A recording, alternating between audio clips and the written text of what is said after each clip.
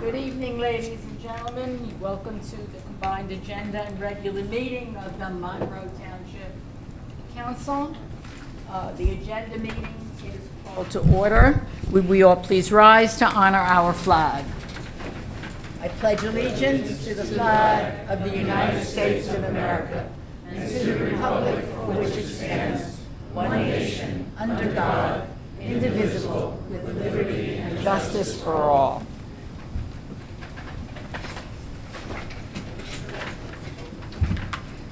Will the clerk call the roll, please? Councilman Charles DePiero. Here. Councilman Michael Markell. Here.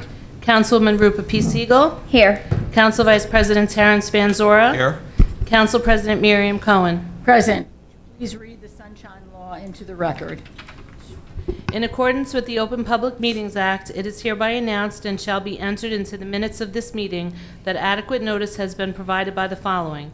1. Posted on the bulletin boards within the municipal building on December 29, 2023, and remains posted at that location for public inspection. 2. Printed in the Home News Tribune and the Cranberry Press on December 29, 2023. 3. Posted on the Monroe Township website. And 4. Sent to those individuals who have requested personal notice. In accordance with Chapter 3, Section 17 of the Monroe Township Code, public comment shall be limited to 5 minutes unless further time is granted by the Council President. Thank you. Item 5 on our agenda is an honor of council, and all of you are here tonight. I'm going to call upon our mayor, the Honorable Steve Galina. So, Good evening, everyone.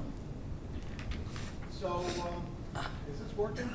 Just I put don't it know. on, Mayor. I need a course in microphone use.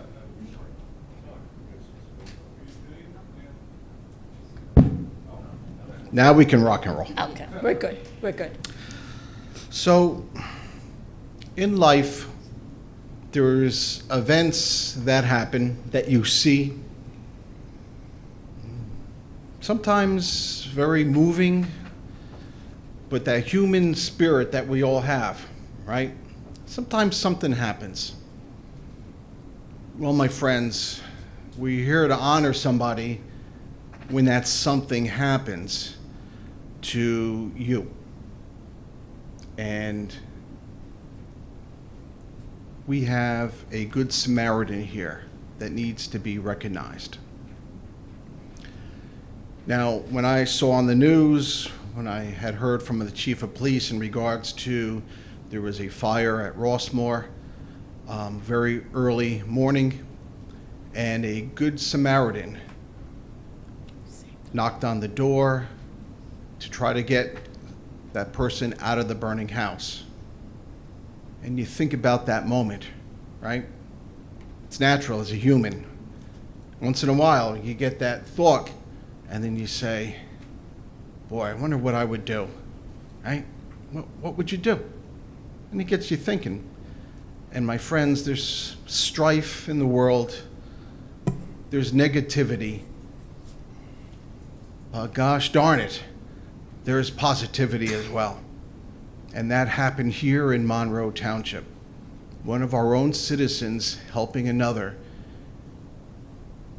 in need. Without regard, you come to that moment and you see something. What do you do? Well, my friends, Thomas Galindo from Rossmore did something amazing.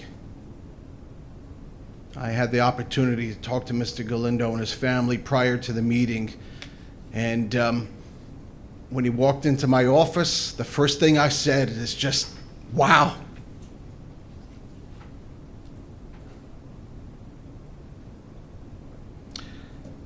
So with that being said, very few words. Wow. Thomas Galino, Certificate of Heroism, in recognition of your outstanding bravery and self-sacrifice in the face of imminent danger, the esteem, respect, and congratulations of the Township of Monroe are hereby extended. You make us proud. today, April 1st, 2024, something more than wow, something that you could put on your wall. You can show your coworkers that hey, no more ribbon, I did good, and you did very good. And I'm, again, behalf of myself, all of the council members, the administration, but all the citizens, there should be more Thomas Galinos in the world. Thank you, my friend. Please come up and accept this.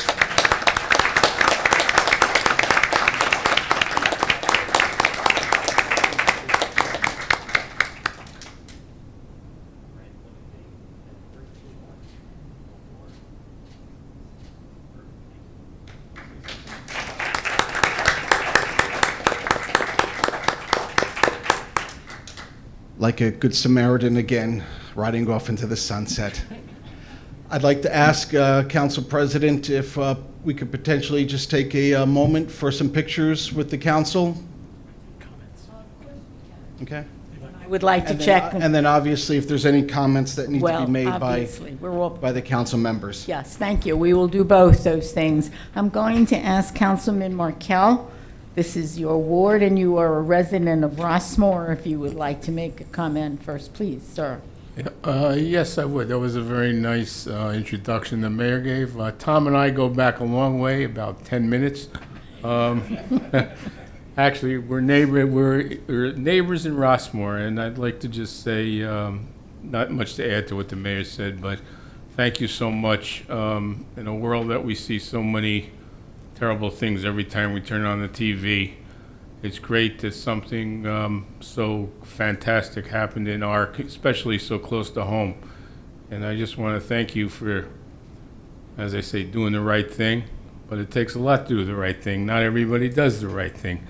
They hesitate. They go, "What if? Maybe? Who knows?" But you didn't do it. You did the right thing. And I just personally, and as a member of the council, thank you so much, Mr. Galino. I appreciate it. Someday I can call you Tom and you call me Mike, okay? Thanks. I'd like to ask our Council Vice President, please. Thank you. As the mayor said, you find yourself in a situation, you see danger, some people respond to the danger, some people back off. It doesn't make one person bad, the other person good, but when that one person does react, it makes you special. We have a word for that. It's called hero. You are a true hero of the Township of Monroe. We thank you. Councilman DePiero. Mr. Galino, I'd just like to say, on TV, I watch a show that says, "What would you do?" And when I watch that show, I say, boy, this show, how can I watch this show and really enjoy it? And I look forward to watching that show. As our mayor and the council says, you are a hero right here in Monroe. And what you've done, as a fire commissioner for 21 years, I hear the stories, I see it. And this is live in the moment of what you've done, courage. Because a lot of people, they tell you, run away from a fire, call. And when our first responders go to a situation, they don't know what they're walking into. And they're trained and they're professionals. You went in there being a hero to our community, and we thank you. And we don't take that too lightly. So thank you very much, and God bless you. Councilwoman Siegel, please. Thank you. Mr. Galino, it's really nice to meet you. I remember seeing or reading an article that you happened to be running late that day to work, or a couple minutes late, leaving a little bit later. So we're thankful that you left a little bit later because you were able to help out a neighbor with your bravery and courage. So thank you so much.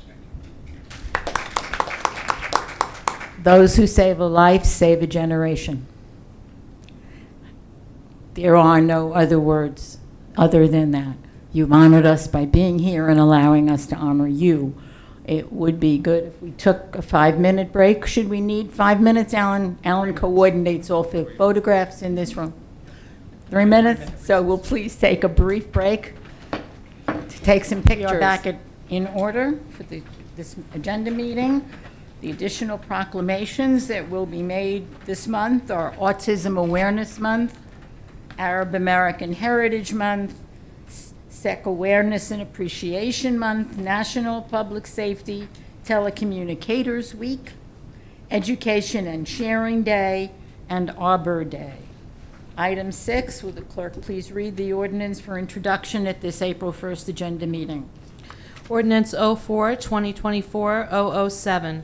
Ordinance providing for signal improvements at Old Bridge Englishtown Road and Mounts Mills Road in and by the Township of Monroe in the County of Middlesex, New Jersey, appropriating $2,300,000 therefore, and authorizing the issuance of $2,190,000 bonds or notes of the township to finance part of the cost thereof.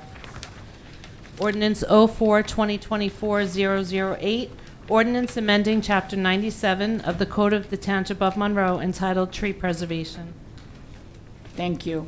Item 7 are the resolutions for consideration under the consent agenda at the April 1st, 2024 regular meeting, R4 2024-102 through R4 2024-127.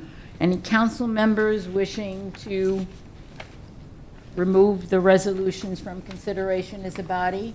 Please, Councilman DePiero. Thank you. The only one I have is R4-2024-115. 115. Thank you. Anyone else have anything they wish removed? Okay.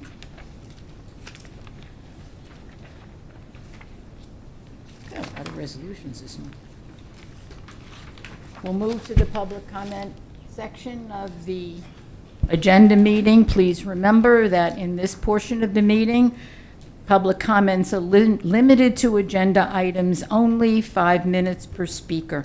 May I have a motion to open the public comment section, please? Motion. Thank you. Second. Second. Thank you. All in favor? Aye. Any opposed? Anyone wishing to address the council, please remember to come forward, stating your name and address for the record. George Kunkelman, Monroe.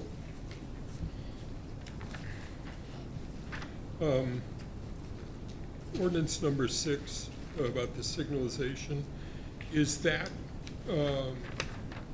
a shared cost, or is that all being, they're both county roads, I believe, so how much of that, is some part of a negotiated deal, or what? Mr. Weinberg, please. Yeah, this is an agreement, and it's sort of a standard county agreement. One side of the road, two sides are Mounts Mills, the other side is Old Bridge, Englishtown Road. And the standard agreement is usually, and this is what is in this case, land acquisition is done by the municipality, design of the project is split 50-50, final construction administration is 100% county, hard costs for the actual light itself are 50-50, and any police protection is the township side. So that's the standard agreement, which was approved by the council previously. Okay, and just the ballpark idea of the breakout, how much of that is land? Sure. So I think it cost us, I would say, close to $250,000 to do the different easements. We had done that previously. Yeah. The 50% of the design is about $270,000. The total construction cost is about 3.5, so that's 1.7 each. And then the police is an allowance up to, I think it's about $200,000, depending on the length of the project. Fine, thank you.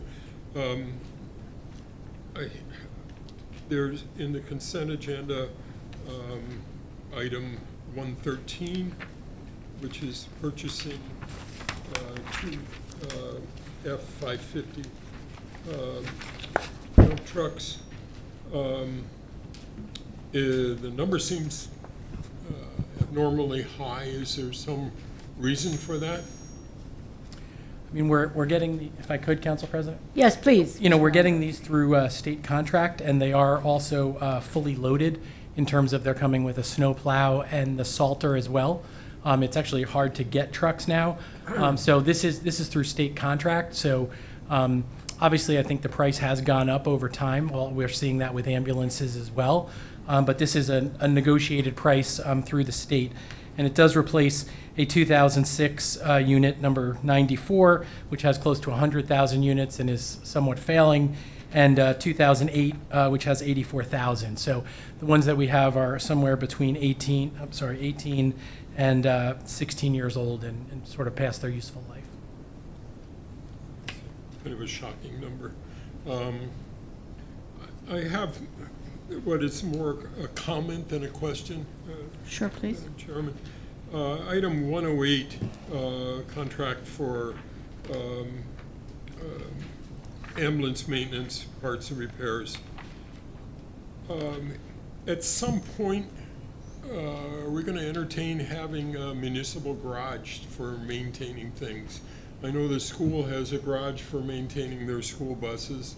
I think Public Works maintains their own trucks, but we have other groups. I don't know who maintains the police department and stuff, but it would seem that maybe there's a tipping point where it would be viable for us to have our own in-house maintenance. If I could answer? Please comment, yes. So we do have that, and we do, on the ambulances, we do a lot of the basic oil changes and basic stuff. The ambulances are pretty unique, and so we do use a specialized company when something significant happens that really focuses only on ambulances. So I would say for most of our equipment and our cars and vehicles, we handle it internally ourselves. If it's something we have to farm out, we do. But historically, for ambulances and the specialization of this unique product that we get, we've been using VCI for a while, and they're the ones who are experts in that brand of ambulance. Okay, understood. Thank you. Thank you. That's all I have. Okay, thank you. Anyone else wishing to address the council, please come forward. Again, your name and address for the records, please.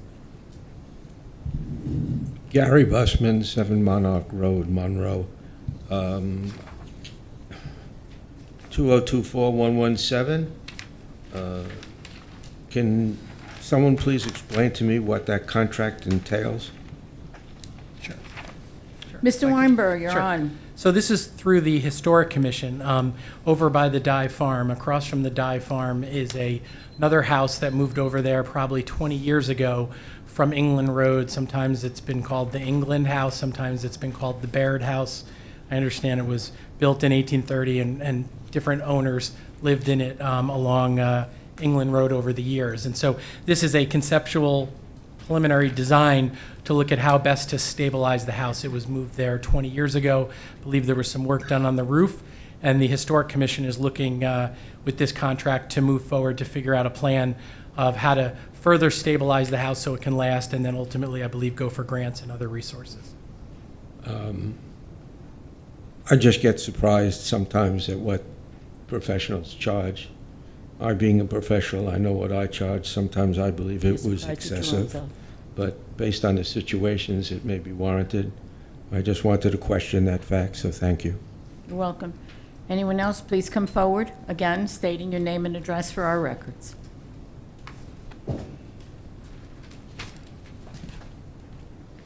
Prakash Purak, 33 Dana Drive. I have questions.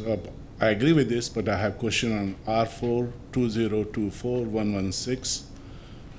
Charging stations at Senior Center, Library and Recreation Center. The question is, how many charging stations at each location, and how fast they charge? It is 5 miles per hour, or 25 miles per hour, or 125 miles per hour. Are these pay or charge free? So those, and then after that I have comment. Yes. Mr. Weinberg, please. So this would be two charging stations at each of the 3 locations mentioned there. We will be coming forward probably in the May meeting to talk about how much, what the cost will be. We'll be making a proposal to the council. It's generally going to be along the lines of the first hour or 2 at the location. It costs sort of what it costs us to provide the electricity. After that, if you leave your car there all day, it goes up. It's sort of a credit card process. And it's a state-of-the-art machine, but I don't know, it's much better than the old one we have at the library. It'll be brand new. I'll have to get you the answer on what the actual charging component is. My request is have a faster charging. Let the customer pay for that. because there are very few. I've seen that. I've gone to Chicago and rest of the places. No one is using when it is charging 5 hours, 5 miles per hour. So my request is, it costed me $800 to put a charging in my house, which charges 25 miles per hour. So that is the request, okay? So please consider that. I appreciate that. Is a good funding. Let us use it. Next is the construction, road construction in South Middlesex Avenue and Fitchgard Avenue, improvement project, and at $593,000. I think this is in the warehouse area, so what is this construction? Mr. Razumowitz, is this your turn? Sure, Council Thank you. How President. many miles also it is? How many miles? Sorry for that.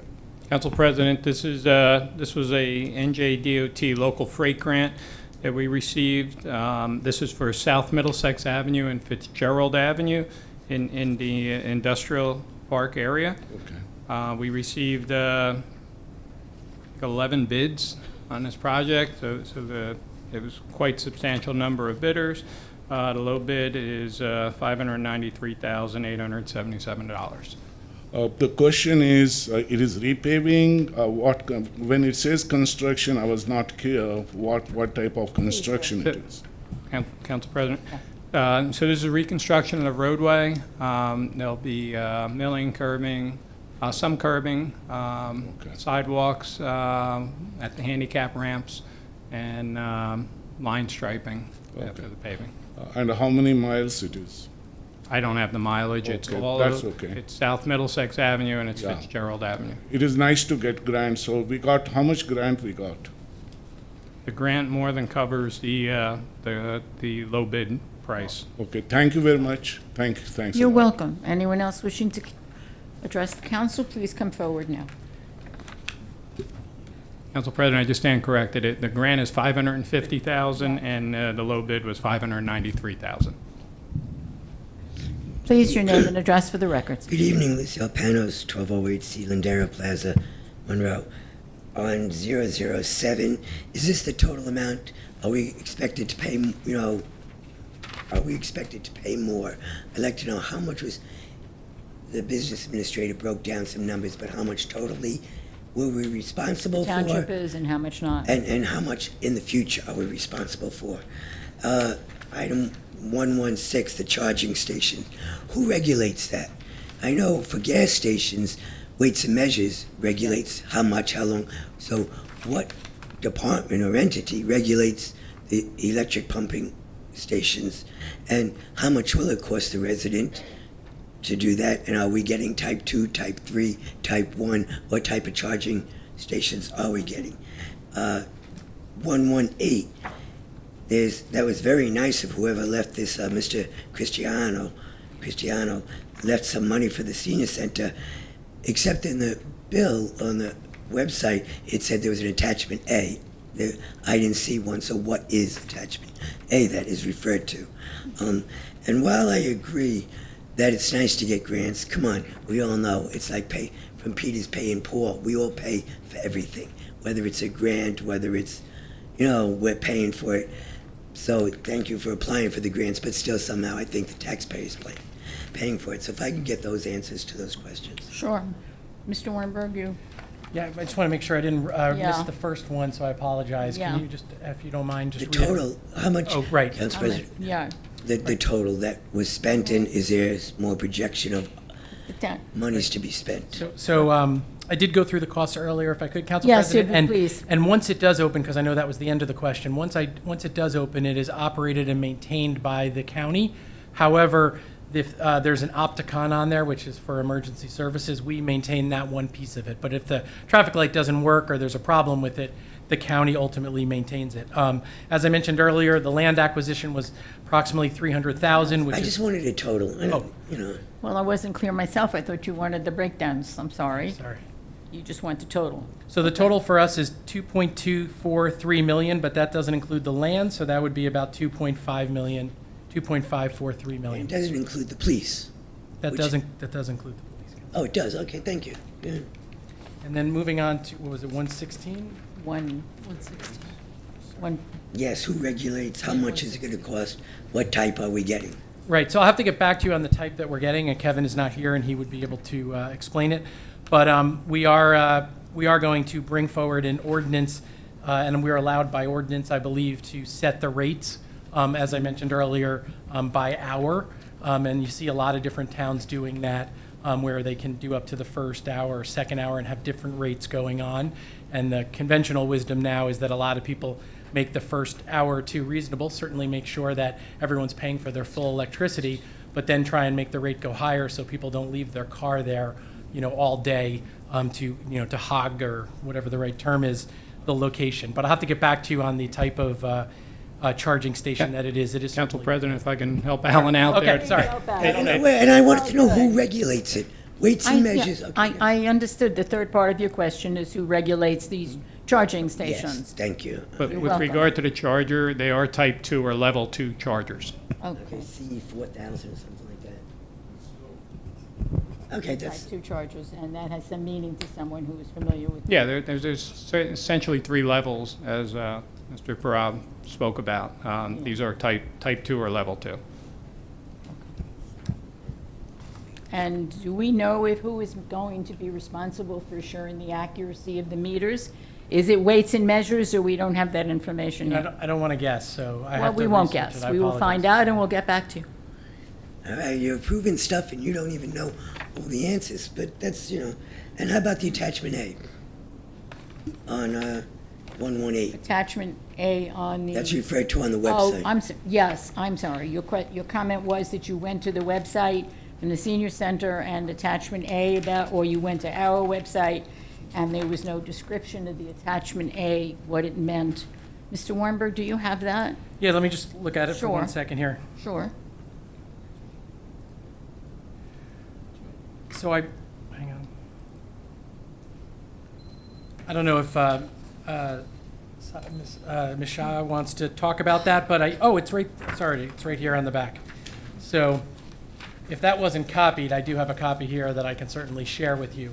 This is the list of the different stocks and bond notes that are available that equal the 33,000. The reason it says approximately 33,000 is I don't believe they've been sold yet. So when this all closes, this person who donated some of their, through their will, some different stocks and bonds, when it closes, that final amount will be set. There is an attachment A listing the bonds and the amounts, which I think is the stock numbers as well. So, and I apologize, I can certainly share that with you here if you want to get a copy. It's on my screen in front of me as well. Okay. You have attachment, if the Yes, I do, resident ma'am. It goes, says attachment A. I didn't, He'll give in it the to back, you. I like to do my homework, and I didn't have the opportunity. know that. To do that, Okay, I will, I'll get a copy, And I just want to say thank you to the business administrator, because at the last meeting, I asked some questions about the audit and everything, and he suggested that my time was up, which, that's your job. And he apologized for that, and I appreciate that very much. No, it's nice to say it when it happens, though. Okay? It was nice to say it privately. He should have said that night, hey, Mrs. Panos, I apologize. I know what you meant, but that's okay. Next time, don't let him run the show. Thank you. Bye-bye. Please come forward, your name and address. Sure you can. Good evening, everyone. Ghazala Bora, 1 Miko Drive. I want to start by appreciating the charging stations. Need of the hour. I'm glad we are getting 6 of them. Very excited, actually. So thank you to the administration for making that happen. Sure. Ghazala Bora, 1 Miko Drive. And I don't know if it was audible, but I wanted to show my appreciation for the charging stations. My question, though, and please pardon my lack of knowledge, is on item 104. It talks about the extension of the introduction and approval of the Monroe Township annual budget to May 6th. My question is, what is the general timeline, and why is it being extended? Thank you. Sure. So the council has the ability to extend the introduction. Sometimes we introduce in April and sometimes we introduce in May. In the COVID years, I think we introduced in June. So this year, our plan is to introduce in May and then adopt hopefully at the following meeting. So that is certainly allowed under Faulkner. The council just gives us the permission to do that. And is there, if I may ask a follow-up question, is there like a timeline where you have to finish it by, governed by the state or county? I mean, if I can, I've seen other towns do their budgets in October and November at the end of the year, which is, pretty unusual. I think the DCA may get on them for that, but we've generally always done it in March or April, Okay. with that approval there. Thank you.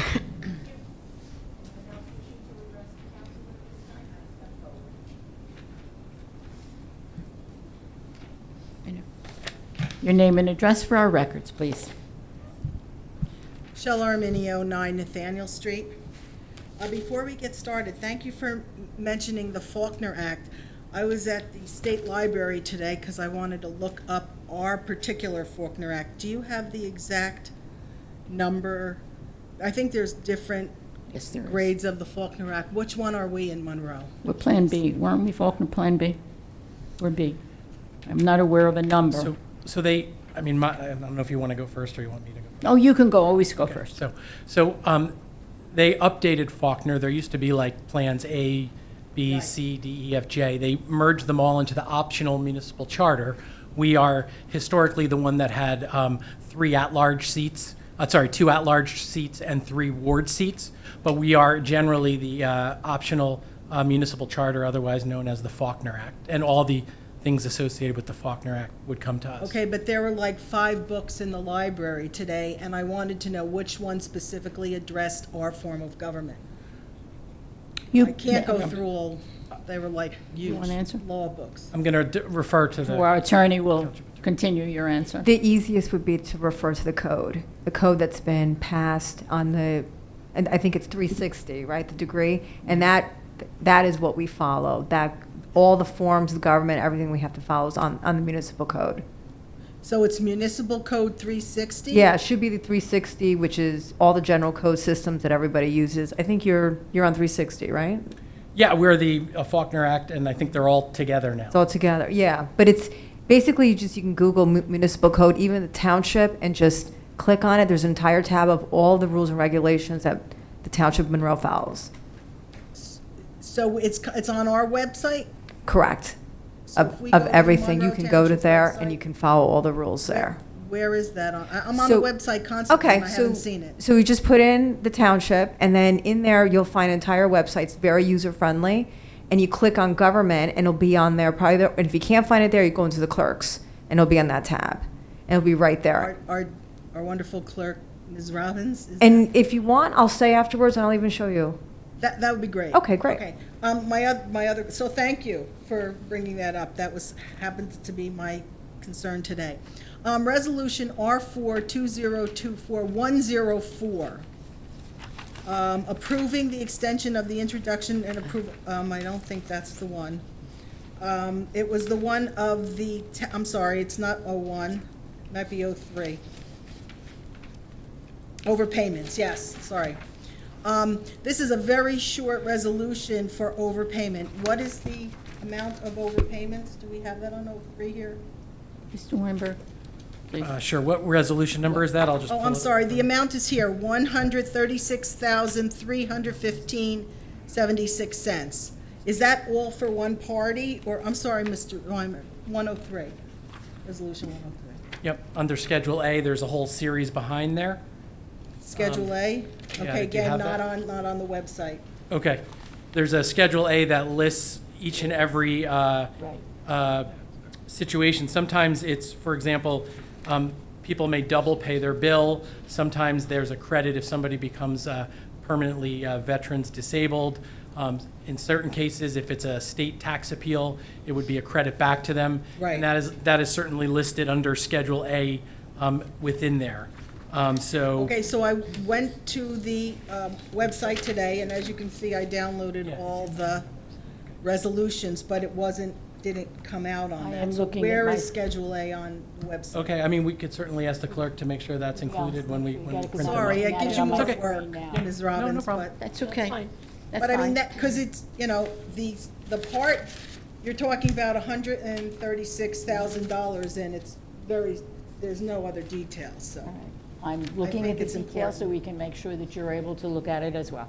Okay, so it's any number of things cumulatively. Correct. It's both state tax appeals, it's double payments, it's a variety of different things that the tax collector's office processes Okay, and I think I have. every month. Yeah, That, Shelley, we emailed her. Okay, Michelle, I can email that to you tomorrow if you'd like. that'd be great. Do you want me to, do I have to email you, or do you No, think you'll I'll remember? take a note. Thank you. Take care of it. I owe an email to Tanya, though. I haven't gotten some information, but that's on me.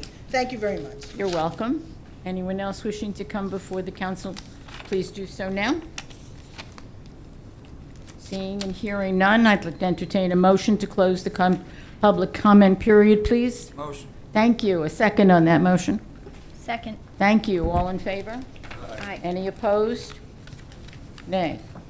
I'd like to entertain a motion to adjourn the agenda meeting, please. Motion. Second. Roll call. Councilman DePiero. Yes. Councilman Markel. Yes. Councilwoman Siegel. Yes. Council Vice President Van Zora. Yes. Council President Cohen. Yes, meeting is adjourned. The agenda meeting is adjourned. The regular meeting is now called, would like to call that to order. May I have a motion, please? Motion. Thank you. Second. Second. Roll call. Councilman DePiero. Yes. Councilman Markel. Yes. Councilwoman Siegel. Yes. Council Vice President Van Zora. Yes. Council President Cohen. Yes, may I have a motion to approve the payment of claims for the run date of March? Council President, I had a Yes. question on the Sure. bill list. Sure. I had a question. Yes. Okay, on page 11 of the bill list, there was payments for Monroe Township baseball uniforms. It was approximately $9,500. I thought that the Monroe Township Baseball Association receives payments from the parents or guardians of our baseball players and all sports.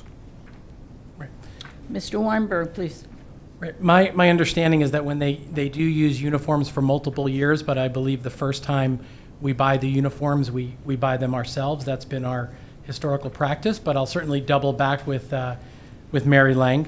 We've certainly done purchases like this many times. Right, because when I talk to a lot of the residents that their children play a lot of sports, they not only do they make payments, they also do services for each, when I was a parent, my kids played sports, we also volunteered. So either way, I think the taxpayer's paying twice. So I just want to make sure that does the money come to the township? Do we get any money from any of these baseball or associations or hockey or anything? We have historically supported the different in-town rec leagues. It's certainly something during the budget process we could look at providing less support if you feel that's something that the parents could pay for more themselves. I can certainly get the details on that. It's all from our budget item. Baseball certainly listed in there as well. Okay, so if the money doesn't come to us, do we get an audit? Do we get a copy of the audits from each one of these organizations? Do we get a copy of their audits? Right, Council. Please. Sorry. I believe the Rec Advisory Board gets a copy of all of the audits from the different organizations that we work with. Okay, and then the last question I had a discussion with Alan in reference to a payment that we're making to the Hard Rock Casino for the OEM.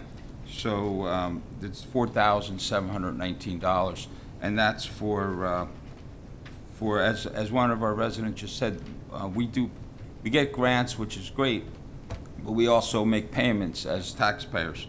So we are sending 10 residents or employees or volunteers, whatever they are, as far as the OEM is concerned.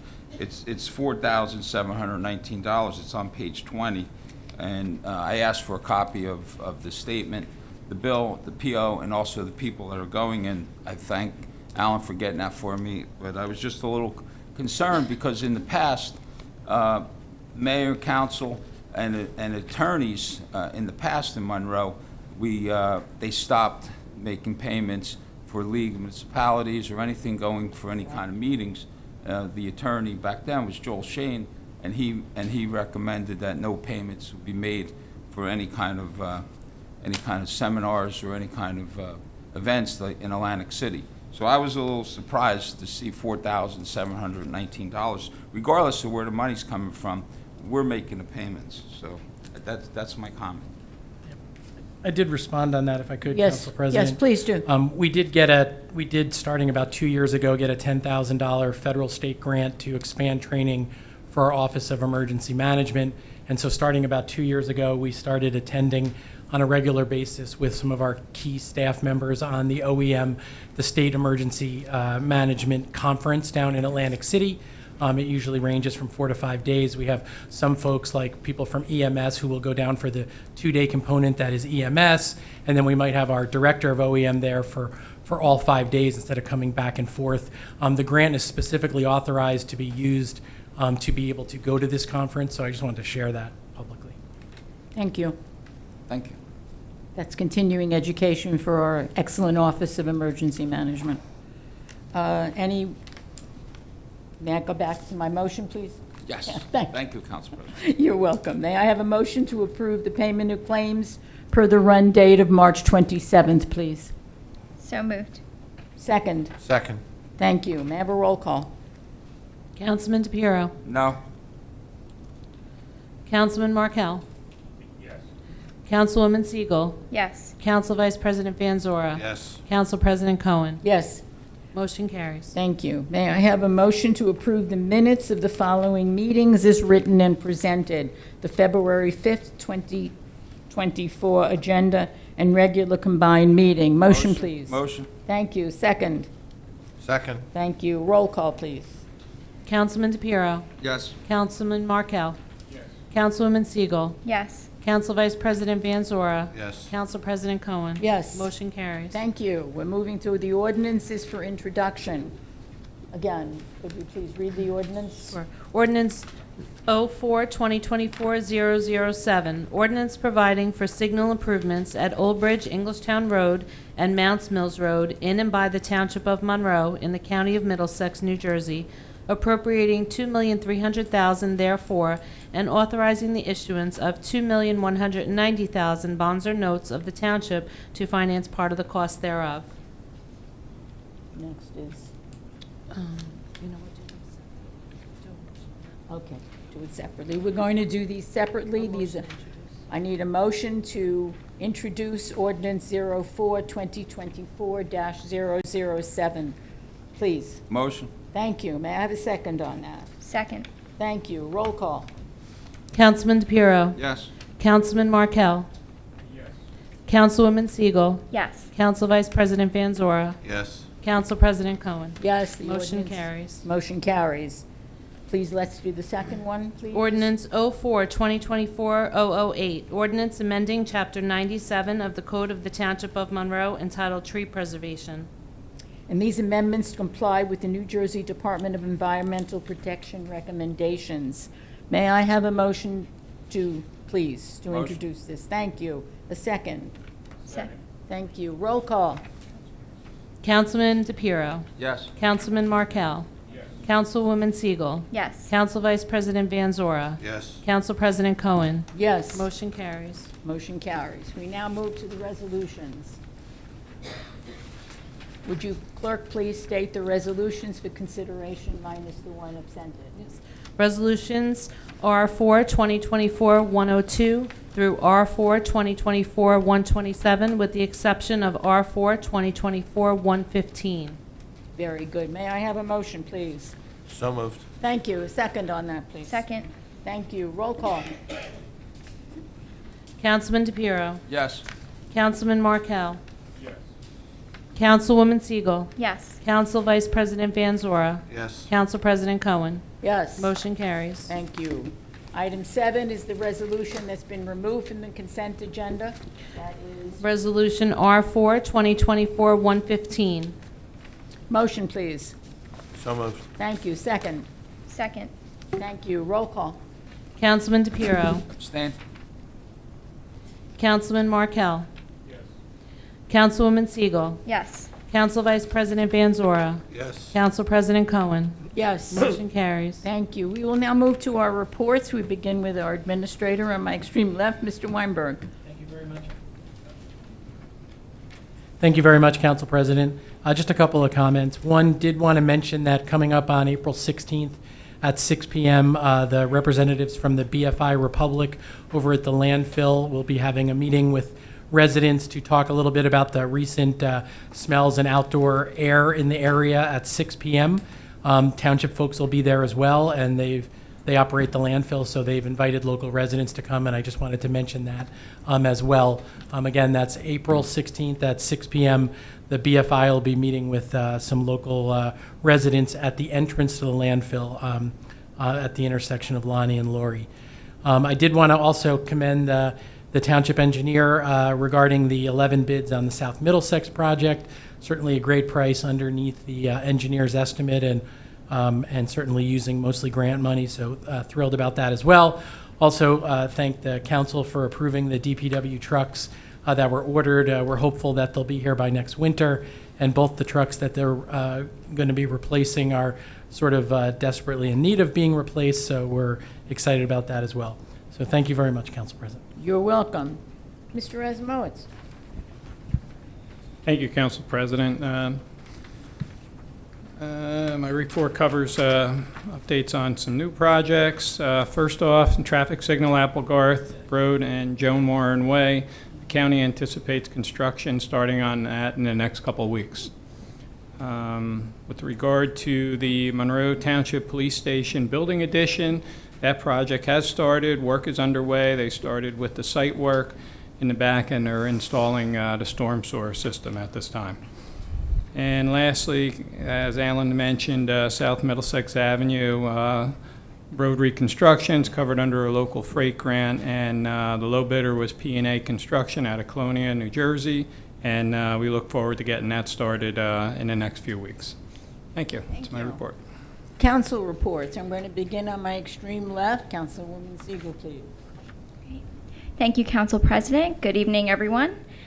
Just a couple updates. I wanted to send out a thank you to Monroe Rec Center and the Parks and Rec Department. Easter egg hunt was amazing, and it was supposed to be out on Prospect Plains. With all the rain, they had to move everything indoors a couple days later, so they did amazing communication. I heard from many parents how thankful they were to be notified of the change. And just a couple updates from some of the commissions that I liaison to. Our Historical Preservation Commission is going to be starting up their Dye Farm open houses soon. Their first one is going to be on Sunday, May 2nd from 1 to 4 p.m. And as they did last year, they have various presentations throughout the year. And for this session, they will have a honeybee presentation by Jason Martin and also rain barrels presentation with our Environmental Commission. So please mark your calendars, try to attend. The open houses run from May through October, so it's always the first Sunday of each month. And then just an update on our Youth Advisory Council. They have been working very hard. Again, it's our 25 students from the high school, and they've been working on a wellness fair that we're going to be hosting at the Senior Center on May 11th, and the students have been working with the Middlesex County Division of Addiction and Mental Health Planning, our Monroe Township Health Advisory Commission, our EMS departments, the police department. So they've been doing a lot of work to build this event. It's going to be a day filled with presentations on opioid addiction, youth mental health awareness, and we'll have several vendors and services around health and wellness. And we're also partnering with Robert Wood Johnson. So please mark your calendars, come see the hard work that the students have been pulling together to bring this event for the students. And then I did want to mention one item that I saw on the library event page. And actually today is the library opened 1989 on this day. But there was a program that I wanted to highlight. It's a hybrid session on Know Your Local Government. I know when I wander through town and talk to people, this is something that a lot of our community members don't really know the structure of our government and how we're set up and how we work in Monroe. So there's a session on Wednesday, April 17th from 6 to 8 p.m. The League of Women Voters will be leading the presentation and will cover topics of an overview of the structure of local government, voting, and where we'll share specifics around Monroe Township. So I just wanted to highlight that, mark your calendars, and please check the library website for some more information about registration.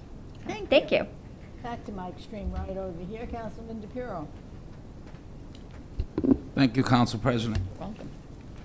Okay, I want to start off with Make-A-Wish Foundation. They had a 40th anniversary for 40 years.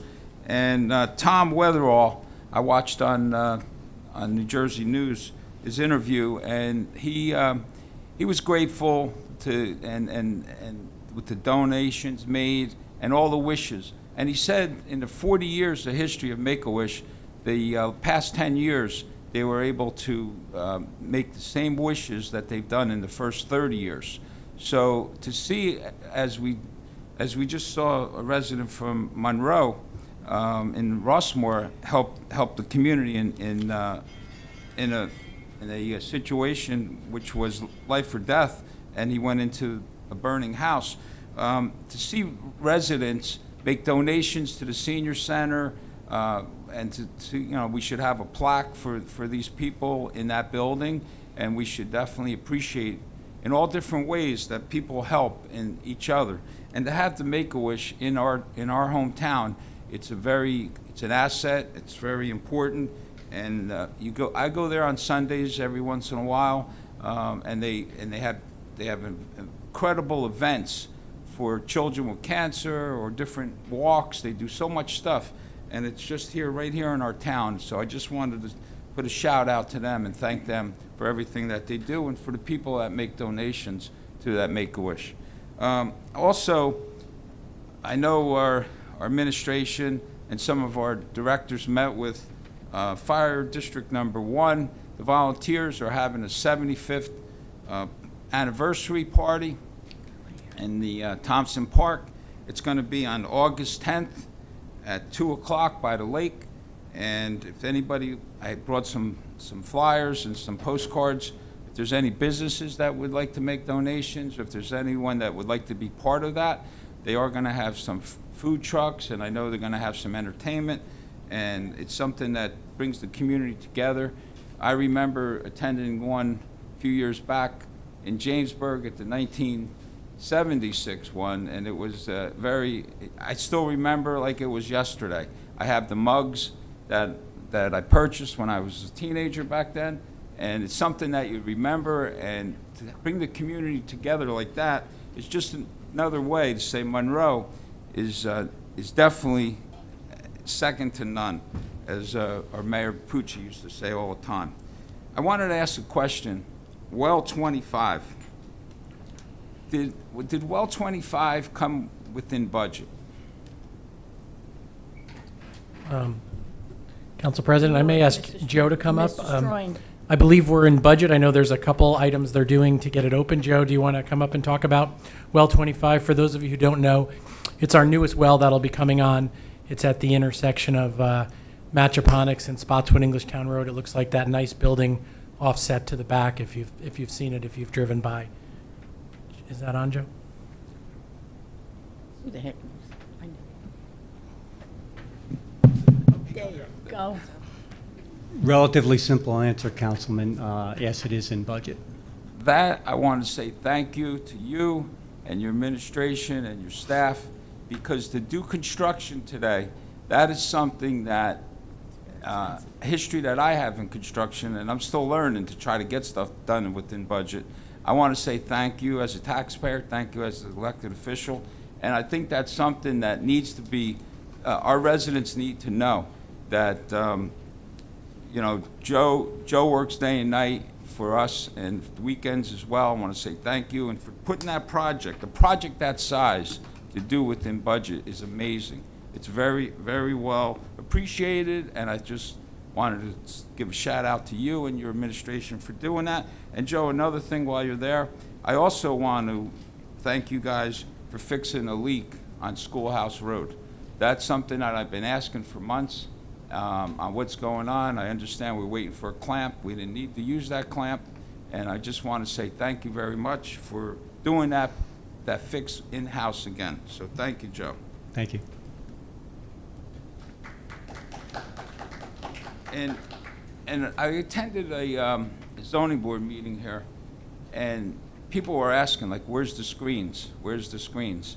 So I know that I asked that question, trying to get it within the budget, and I believe we do have money in the budget for this year. So Alan, I asked him a month ago or so, we was renovating the municipal building here, and so my question is, how's the screens?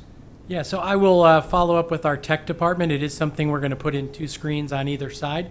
We were waiting for the room to be finished before we, put it in, but it'll be something that'll certainly be happening in the coming months. And not only could we show PowerPoints and other things on the screens, but you could actually show whatever's on YouTube while you're watching the meeting. Right.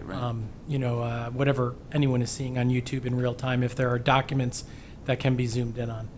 I noticed that the meeting had residents downstairs and upstairs. The zoning board might want to consider putting it in a bigger building, possibly the senior center. In the past, we went to the schools, but now we have the senior center. I know it's not our decision, it's the zoning board's decision, but it might just be a suggestion so everybody can all be in one room, and maybe we get screens at the senior center also as well. But I just wanted to ask where the screens are. Thank you. And I also noticed from Federal Road to Route 33, the paving, Middlesex County, I know they're on Applegarth Road, but that section from 33 to Federal Road, if we can ask our engineer to take a look at that along with the county engineer. The pavement, it seems a little rough there. Excuse me, Council President, what road? It's Applegarth or Prineville? Prineville Road. Prineville? From Federal to 33. Thank you. I'm sorry. Thank you. Also, do we have any update on the NJGOT? I know we had a truck traffic study that was approved by the county and also by the town, but NJGOT for truck traffic on Applegarth, Prospect, and Cranberry Station. Is there any updates on that? Right, if I could, Council Please. President. So the county is moving forward on that, and so you'll start to see some new signage going up. We'll also, as a council, will be presenting to the council some weight restrictions coming up in the next month or two that are tied to suggestions that were made within the very plan done by NJDOT and the Metropolitan Planning Organization. So we're certainly excited about that. If you look at the details of the plan, there's a multi-phase project, and some of the early action items will be seen within the next 1 to 2, maybe 3 years happening, and they're all listed within and inside the entire report. Thank you. And I also noticed on the bill list that some of our police officers went to traffic, heavy highway traffic classes, seminars. So hopefully our new chief will set up some truck weight limit, testings and stops for brakes and tires, along with the state police. And if we can get that done in our community, it's definitely needed, because the trucks they're barreling through Monroe on almost every road that I travel. So I would like to see if we can get some kind of cooperation working with the state police on a truck, either on Forsgate Drive, Applegarth. There's so many roads that trucks are all over, including Route 33. I had a question in reference to capital improvements. Detention basin, I know we increased the contract amount. How many detention basins do we have now? I believe it's about 78, but I'd have to check to get the exact number because we just added a few. We have a detention basin trust fund, which I believe has about $1.4 million in it. Right. Can we use any of that money for actually doing improvements on the flooding? Because it seems like we're concerned when we get 1 inch, 2 inch, 3 inches of rain, and get the pumps out, get the pumps ready. And at the fire company, I know we're always going to certain areas with pumps, And is there anything that we can actually get out there? And mosquito control used to do the cleaning of the ditches, and I know wetlands came in July 1 of '87. But if there's something that we can get out there and actually start improving the size of pipes and furthermore doing some actual improvements, I think that's something that the councils, we should really be working with the county, state, because when you start closing down State Highway Route 33, seems like every time we get 2 or 3 inches of rain, and the residents that live in that neighborhood, it's almost like I feel like I live down the Jersey Shore. You know, when I was down there when I was a kid, the roads were flooded, and we thought it was fun. But this is something that seems to be growing in our community, the flooding. So if there's something that we can do on actually getting work done, I think it's something that we got to look at for capital improvements. April 16th, between 7 a.m. and 8 p.m., the Board of Education's election. And I want to put a shout out. I want to say to our clerk's office, you guys are going to be working hard, as always, with the poll workers and also with the locations. But that's something that everybody complains, but 1 out of 5 come out and vote. So the ballot's already out, the early voting's out. So please get out and vote. The mailbox is open, at the library. Put your ballots in, and I just, you can't say it enough. Get out and vote. On April 16th is the actual day, but the ballots are already out. And I just wanted to say to our clerk's office, thank you again for doing another election. And it's important, there's a budget question, and there's also the candidates, but it's very important to do your research, because we need to get out and vote. I was reached by a few residents, La Crosse. I sent an email. I know, Alan, you were on vacation. The mayor's on vacation, I know. But I wanted to meet. La Crosse is requesting to have some rebounding walls on Avenue K. And I didn't get a response from anybody from that email. So if you can coordinate a meeting, residents are asking me to try to get some rebounding walls. I don't think it's a big expense, and all that we have going on, there's 40 acres there, and it's something that maybe we can put it at other locations as well, Prospect Plains, but it's something that the residents are asking for. So hopefully you'll be able to get me a meeting with the La Crosse people to get them rebounding walls. I want to also put water and sewer was a big question last meeting. Bentley Road, are there any improvement plan, or do we have any updates on what's going on? Did anybody communicate with those residents? Yes, Council please. President, if I could, so I think the answer from that meeting is still pretty much the same. As part of the approval, the planning board, I believe, required the developer who would be doing work in that area on the north side of Route 33 to bring the sewer and water lines past Bentley Road, but I don't believe we have a specific timeline of when that's going to happen yet. Right. So we're still sort of in that same position as the answer from last month. So nobody responded to the residents then? Well, I think that's what we said last month. There's no further update Okay. than that information. I mean, if All right, that would be because some we all received an email from a resident in Country View about buses. And I said this at March 4th meeting. I sent an email on March 5th, Alan, I forget exactly who I sent it to, but I know I always address it to you and Kevin as well. But it went unanswered if we answer residents. So I don't want to respond to a resident, especially when they address it to our mayor.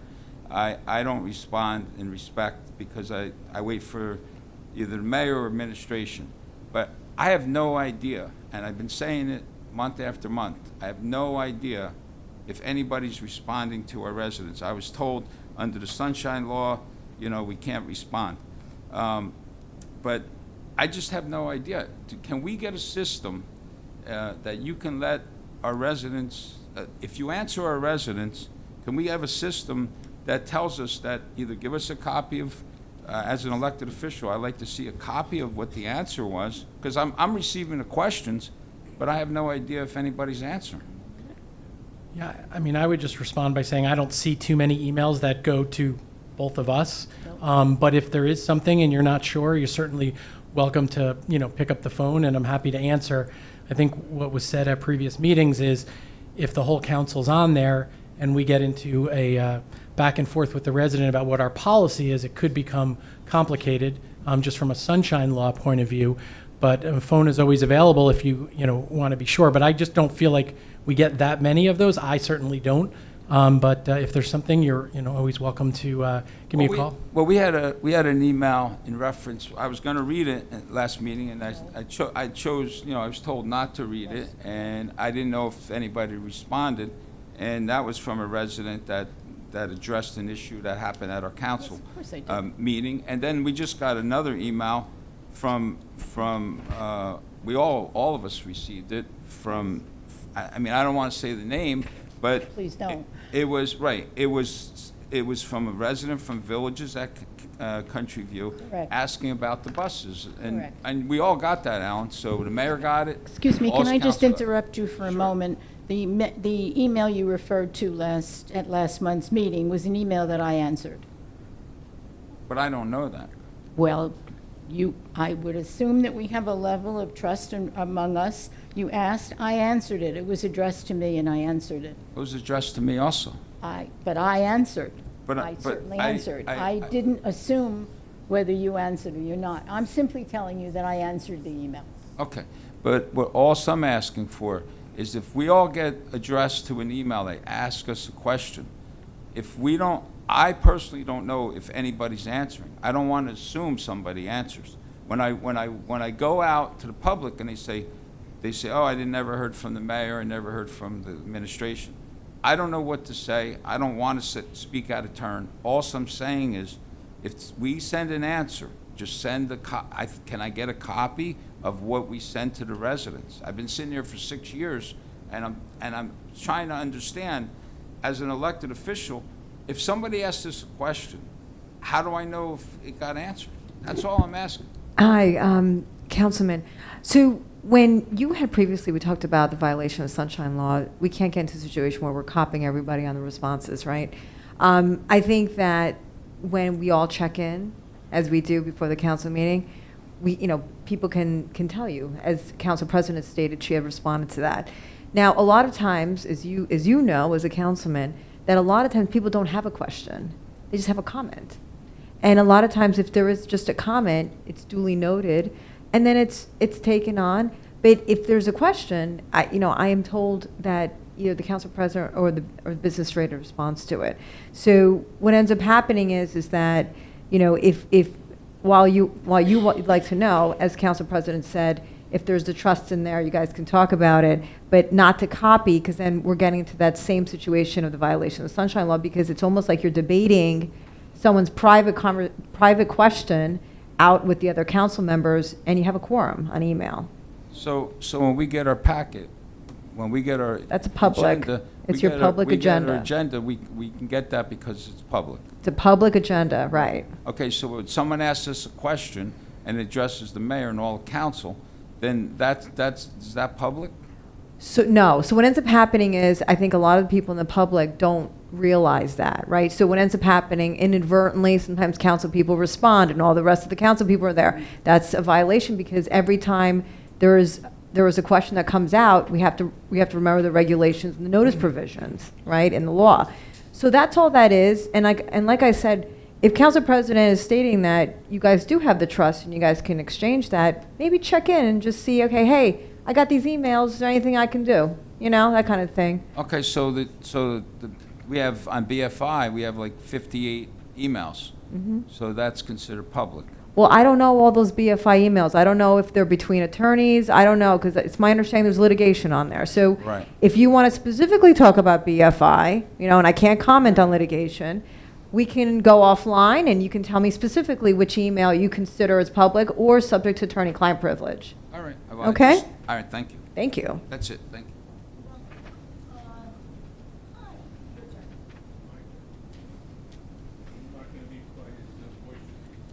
Your mic's off. Right, sorry. I just have a few items I'd just like to touch on. One thing is our Human Relations Committee is a very important month. One thing, it's Arab Heritage Month, which we as Americans want to remember all our people here in United States and Monroe with Arab heritage. Something important also, April 28th, I've said this three months in a row, we're having a Holocaust Remembrance Day at the Senior Center. It's at 2 o'clock on the 28th. That should be a really nice program with some Holocaust survivors, which are getting less and less, obviously, every year. So we have to honor them now. Please join us there. Another thing that we're doing in the future for the human relations is Juneteenth. That's for anybody, that's June 19th. So it's easy to remember the date. June 19th, we're planning a program at the library. So please join us. It's going to be during the day. I'm not sure of the hours. I think it's from 10 to 1, but it's not written in stone yet. But that's going to be at the library celebrating Juneteenth. One of the things that I get constantly asked as a councilman is my opinion on what's going on in Gaza and with Israel. And being a local council member, I really don't want to weigh in on it too much. But it does come up in human relations quite a bit. But I'd like to just say that there's no room for anti-Islamic phobia or anti-Semitism in Monroe or the United States. And we do have to separate what's going on there from Muslims here and Jews here. And remember that no one here is responsible for what's going on in the rest of the world, whether it be a terrorist, whether it be what's going on in the Gaza. I just felt I had to mention something about that. It's very important part of my life, something I agonize on every day. Next on my list, I'm on the Senior Aging Committee. I just want to run by that last year we had almost 1,200 new members in the Senior Center. So that's just telling you how it grows. The Senior Center is growing like crazy. It's hard for them to handle the situation, so I'd like everybody to be patient with them. They're doing a great job. Just to give you an idea, for the month of February, they had over 6,000 people register for different events and dances and what have you. It's a lot of people for the people there to handle. And what's happening is some of the people that attend think that their specific problems are, they can do whatever they want. Let me put it that way. Give you an example. There's no food allowed in the Senior Center, only in specific areas. So I'm just reaching out to everybody, well, the seniors obviously. Please try to obey the rules so we don't give the people that work there a hard time. It's very important. They have a hard enough job as it is to clean up coffee and donuts off the floor all over the place. And also, please carpool. Anybody watching this, or there's not that many senior citizens here tonight, but parking is a situation over there, so we're always having issues with parking, and we're always have issues with handicap parking at the Senior Center. So as much carpooling as we can, that'd be great. I'm on the American Disabilities Act committee. There was no real issues in town. Every month we go over all the different areas of the town, getting reports to find out if anybody has any issues about disabled parking or ramps or anything. Luckily, this past month there was really nothing happened that was of any consequence. I would like to mention that the MCAT publishes this little booklet, that if anybody wants to know anything about a rider guide for what's available to seniors or handicapped people, this is published by the county. It's available. You can call the county. You can call me, and I'll get you a copy, but there are plenty of options for handicapped and disabled people. Please take advantage of what we have in this county. It's super important. That's about it. Thanks so much, and wishing everybody a happy spring. Hopefully we'll get some warm weather very soon. Thank you, Council President. How are we doing tonight? I'm Council Liaison to the Rec Advisory Committee. We just had a meeting again this past month. I see my co-member Garrett and Mr. Busman there. Charlie had mentioned lacrosse and a tremendous increase in popularity. The lacrosse representative mentioned, I think we have 150 kids involved with our lacrosse recreation program, which is an all-time record high for Monroe. I didn't hear them talk about anything with rebounding walls or anything, but it's certainly something we could bring up and talk to Mary Lang. She's usually on the ball when it comes to those kind of requests and things, but it could have been something that just wasn't brought up at the last meeting. But it just shows, again, popularity of all of our stuff. It's now around that time for registering for spring sports, so if you have anybody that's interested that you know of, now's the time to get it out. I've already seen them listed over the last few weeks, so it's almost going to be time to start the seasons. And again, you look at thousands of kids, over 1,100 in soccer alone, just really, really do a good job. And I always want to throw out there my particular thanks to all the volunteers, because all the people that run these programs, the coaches and everybody, and the people with the different divisions, they're all parents, they're all volunteers, they're all out there to help the kids of Monroe. And it's just a great thing, and you can't thank them enough. They don't get paid a penny for doing it, but they do volunteer their time and endless and endless hours. So that was one thing. I would echo what Councilman said earlier. April 16th is the Board of Ed election. Everyone go out and vote. If you don't vote, you don't have any right to complain about what's going on. So everybody has that right, and it's always important to do.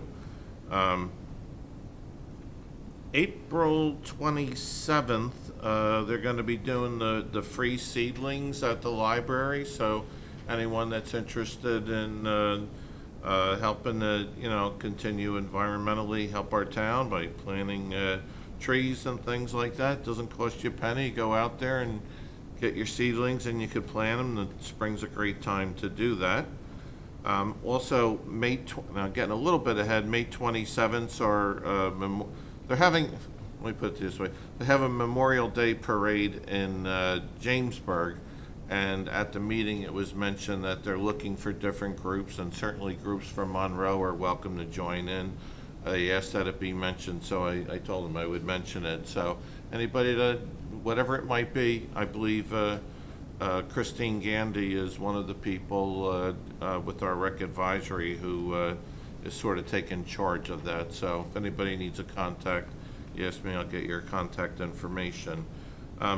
Just a couple of other small things. We were talking about charging stations now. It almost gets me a little bit excited. We're starting to move into the future a little bit. So I would concur with the comments by Dr. Parab. I realize that this particular deal was a state grant, and we're happy to get what we're getting. We're not going to complain.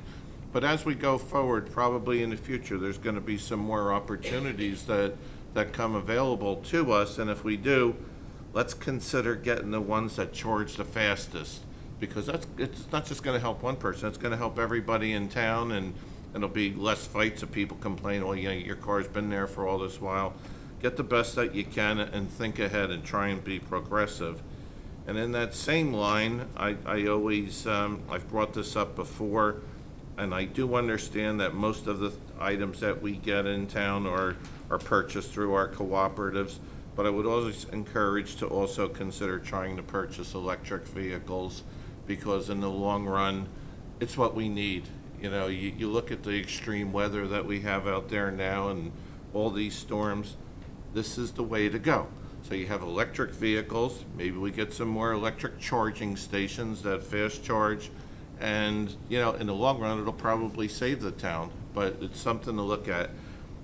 I understand right now, and from what I've heard, at least the electric stuff is almost a little bit too far, a little too expensive in between, but I think we should do some comparison each and every time, you know, just to make sure and not just accept what's always out there just with the state and stuff like that. So that was something else I wanted to say.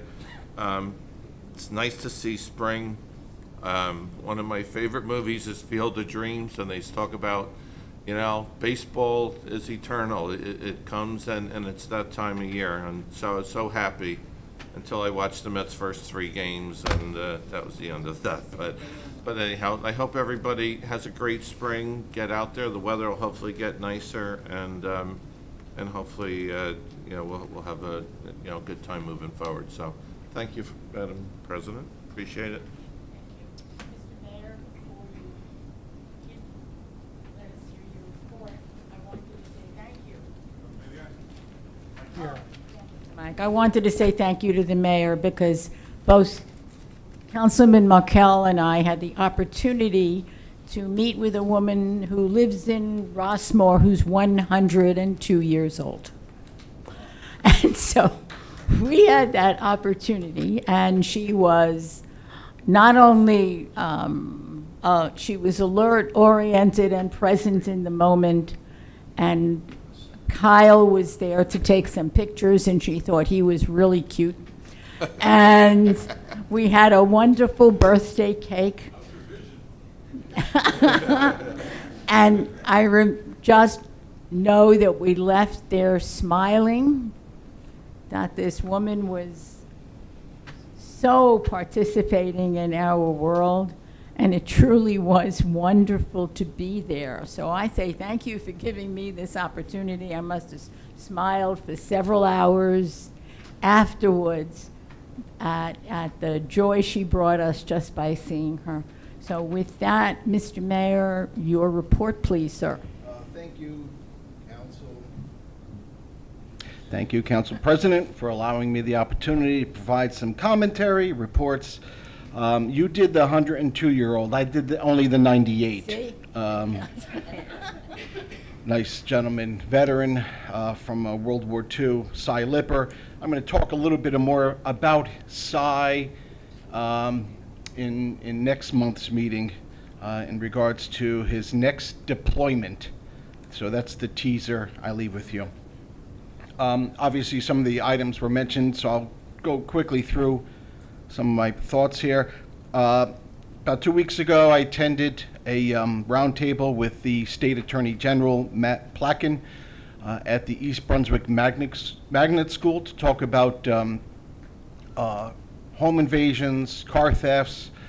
Given the opportunity to speak, I brought up the issue that I think is the larger treetops 20,000 view of crime is that mostly juveniles are performing as the bad actor, and they go back onto the street. So I had mentioned about potential reform, any type of legislation, and that thought was echoed by a number of the mayors that were in attendance.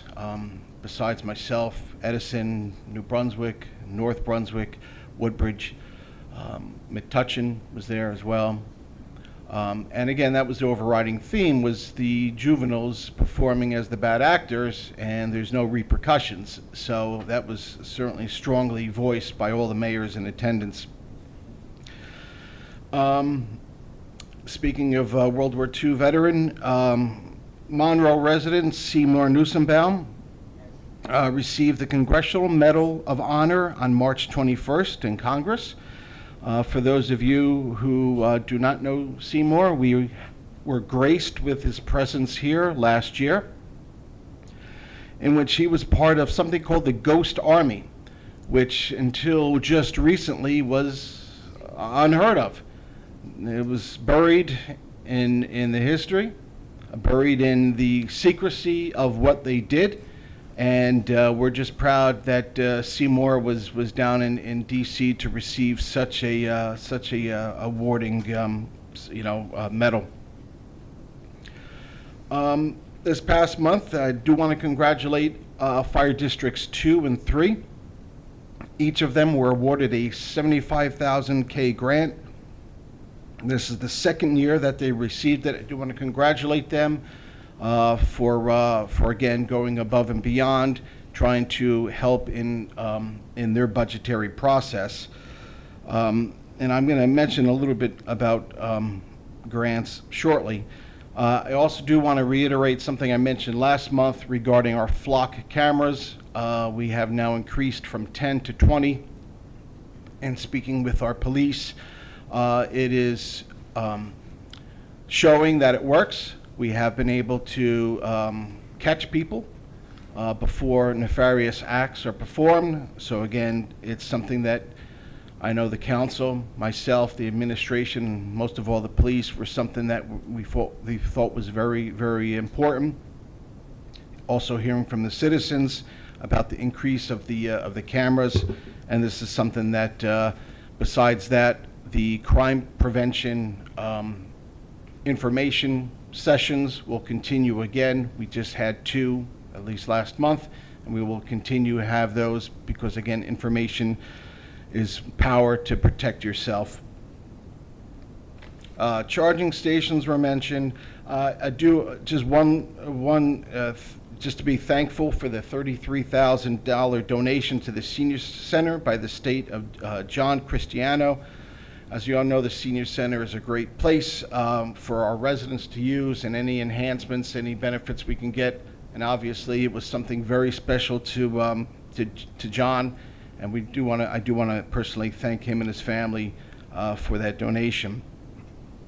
And again, we really shouldn't minimize getting grants and the funding. And you want to throw it under it's taxpayer money regardless, Peter and Paul.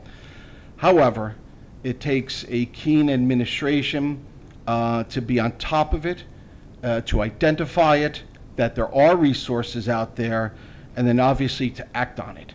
So it shouldn't be minimized. It is something that is very, very important, and it helps us govern, it helps us control the budget, and it helps the citizens get some of those wants and their needs. So I did want to make that point.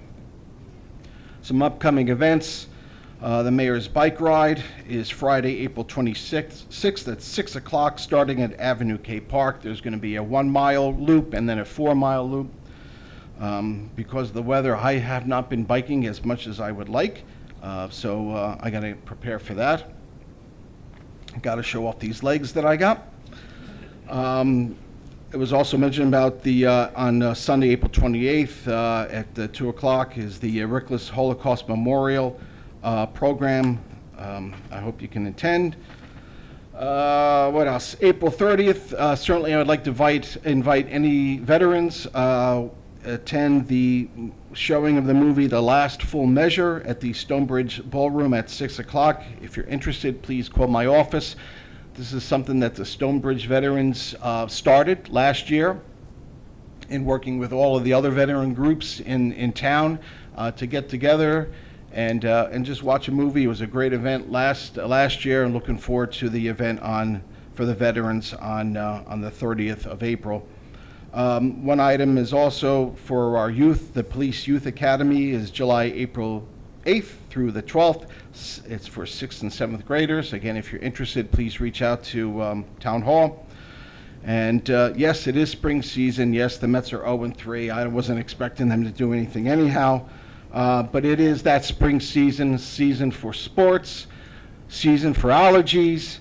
But it's also just as the start of the season to enjoy what we have here in Monroe Township. So, thank you kindly. Thank you, sir. Thank you so much. There you go, I'm on. We'll move to the public comment section of our meeting. I would like a motion to open public comment section, please. Motion. Thank you. May I have a second on that? Second. Thank you. All in favor? Aye. Any opposed? Very good. Sir, remember your name and address for our record and 5 minutes per speaker. George Gunkelman, Monroe Township. On March 5th, I went to a school board meeting, which was a budget presentation. It was a typical budget presentation, I would say. On the agenda, and repeated in the meeting, was that the regular meeting of the school board was to be on March 27th. I went home, put it on in my agenda on the schedule, and thought, you know, it's only a few weeks away, no big deal. They held a meeting on March 21st. I guess legally they had enough time to change the notice of it, but it's become all too typical of how they're operating. The school board I'm talking about. 2 months earlier, they had someone resign and they had to appoint a temporary new member. They did that entirely out of any of the recommended practices, basically because the county superintendent didn't want to engage and conflict with them. They didn't hold any interviews with any of the people that came forward to be candidates. They just appointed someone that they wanted to appoint. And no explanation, no anything. It's really hard to be supportive of what goes on over there. As much as I'm pro-education, it's never had a budget issue or a referendum that I didn't vote for. But this is getting to be a little bit hard to take when they just change meetings for, I guess, you know, when I looked online to see what there was in the meeting, now the camera placement doesn't show everybody in the room, but there were very few people there, which is not entirely uncommon, but it would seem to be less than usual. Maybe that's their objective. I don't know, but it's become really hard to be supportive.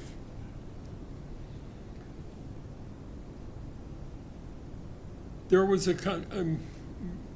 I'm going to move on to everybody's relief, I'm sure.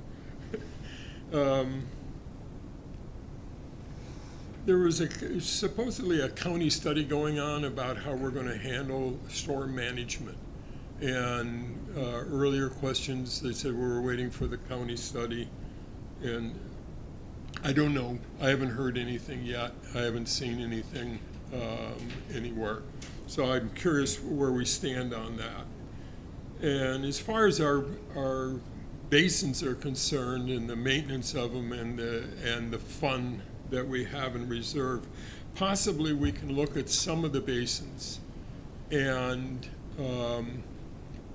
see if we can either make them deeper or at least clean the silt and get them back to their original design parameters of what they were supposed to be able to do and the capacity they were supposed to have. Because this flooding is becoming a little bit too frequent, too often, and, you know, this time I don't think anybody was seriously hurt, but, you know, it's just a matter of time where road flooding people don't see in advance, and if it happens at night, you know, it could get up into a very serious accident risk. So we need to look at it, and if the county is doing some work on it, we need to prod them a bit to find out what they're doing in our area and where they end and where we begin. Because clearly the old design parameters for stormwater management are inadequate. They're not working. We have flooding.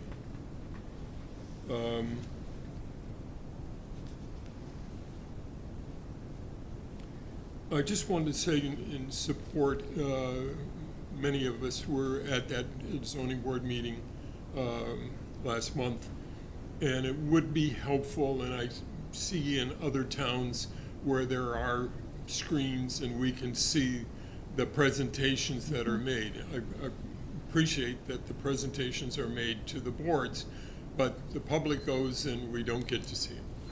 Thank you for your comments. Thank you.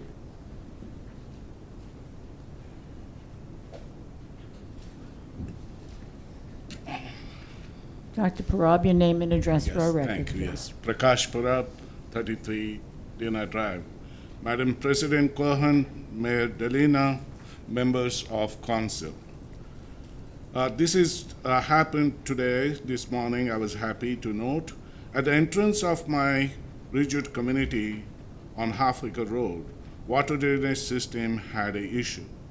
And we had puddles of water for several years during heavy rain. At this intersection, students from middle school, high school take buses to the school, and safety and inconvenience is an issue. I informed our public works department, I took pictures, and last Saturday I sent them. And they were here this morning and cleaned up the clog inside the drain, and I received a call. I was so happy. Now the system has been told to be working, so we thank again our public staff works division for their prompt action. So now coming on the serious note, the school district budget is for vote on April 16, and vote by mail has been mailed out. My humble request to Monroe community, seniors and young families, youngsters to vote yes on the budget. The tax increase will be $24 per year based on average assessed home value of $333,000. That is $2 per month. The budget, if it is not voted, is voted down. Please note the impact. It will have impact on 1,100 students and their families as the courtesy busing in the radius of 2 miles to 2.5 miles for all our schools will be cut off. Not good for children or their parents. Our children have to walk 2 miles or the parents have to drop them. An impact on our parents' job because they have to spend time. School busing of our children out of township for various athletic sports, band, music competition will be cut. Not good. Clubs in the high school, middle school, which are academic, cultural, civic, will be cut. The hiring of new teachers for autism, special education, language, technology, business will be cut, including security staff. Impact to education and security. I request personally, vote yes for the budget for our children. The tax increase is just $2 per year per month on average assessed house value of $330,000 in our township. Keep smile, positivity, and happiness in our children. I went to and testified in the Senate Budget Committee, and I said to them, the funding formula takes into consideration income of our seniors, which are 50% of our population, and that raises the equalization aid calculation, and we get $0. So average population in our state is 20% across. So I said, you put a correction factor. Don't punish us because we have so many seniors. So I'm going to sit with Senator Greenstein and take the formula and explain it is very complex, and our friends have developed that. So we get educated and we implement.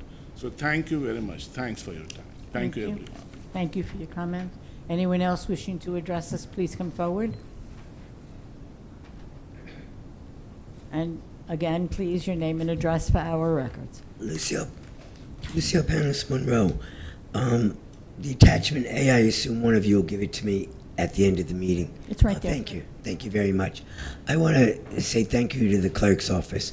this poll worker, and they were throwing a monkey wrench in the last 2 weeks about direct deposit, and so Lorena is very good at that, and I'm sure she is.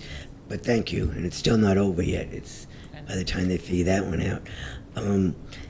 The Field of Dreams, that was a good movie. In fact, I'm wondering if that philosophy is used with the electrical vehicles here. Build a charging station, and then maybe we'll get cars. They will come. Build it, and they will come. Well, it's nice to hear those words, except you don't live them. And if you were so opposed to, not getting this, we spent over $1 million in the last 6 months on vehicles that are not electrical in this township. Won't know. You're allowed to buck it, You're allowed to buck the system if you truly believe. Vote with your heart.